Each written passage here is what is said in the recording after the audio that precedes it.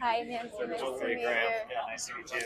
So this is Long Beach. This is a wild circuit, a lot of drama, right? Oh yeah. So what's the most unusual way a race has affected you outside of the track? Like something happened on that race day and you were just like, ah. Like for example, the Indy 500 with the milk. Maybe Well, it ruins your relationship with milk afterwards. well, I'm trying to think of like one situation. I think the weirdest thing is sometimes is getting dreams. Like you have scenarios that run through your head that are so real, and maybe it's the night before a race, and they're so real and so vibrant that you're like, oh, is it actually happening? Obviously, you kind of got to wake yourself up. Also, the other thing is like I've definitely had a lot of fears of missing like the start of a race. Like Nightmares. you're distracted about something and you got your time off, and next thing you know, you're missing. But I don't know that I've had any sort of really negative experience with something.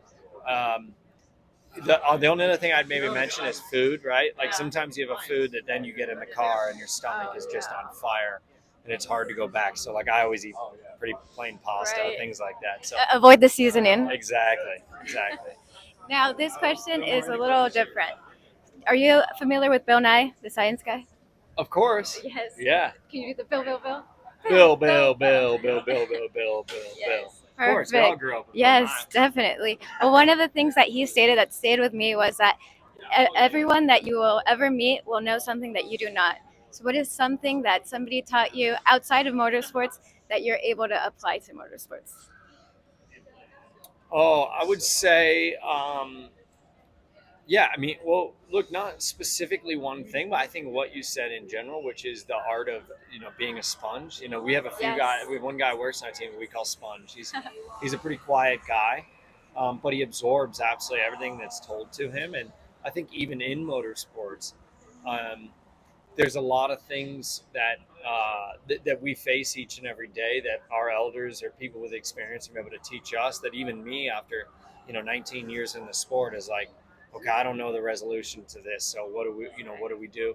And I remember that really stuck with me. In 2007, my rookie year, I was in Cleveland, and I was struggling. And I called my dad at the end of the day. He was not at the race that weekend. I was not driving for him at that time. And he said, oh, in 1984, legitimately, I was struggling too, and I did this, and this. Up to that point, I always thought, well, dad doesn't know what he's talking about, right? Like every kid.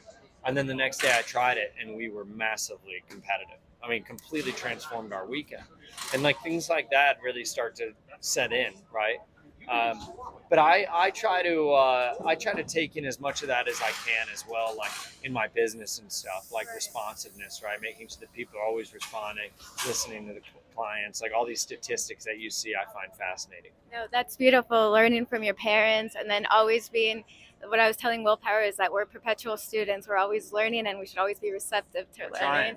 Yes, no, it What did sounds he like say you. to that? Well, no, the same thing. He said he couldn't remember who gave him advice, but that yeah, there's been lessons that he's. Well, and when you put somebody like later, I'm gonna think of it. Now I'm gonna think of this question, and Yes. something's gonna hit. But like I feel like through my life, there's been so many people have an impact on knowledge that have nothing to do with racing, and sometimes people. I can't think of one situation now, but not long ago, somebody was talking to me and said something that just rang true to the core that you were kind of like, whoa, like Set you you never back. even really thought about that before, and so you have to listen. Yes. We never fully understand what everything is all about. There's Right. a lot of knowledge out there. Right. And it's to everyone. Like I was telling Will, you could learn from an entomologist and then apply that somehow. Like insects are resilient. Okay, I'm going to be like an insect. For sure. Yeah. And things like No that. doubt. And then the last question, if our roles were reversed and I was the driver and you were the interviewer, what question would you ask me that I have not?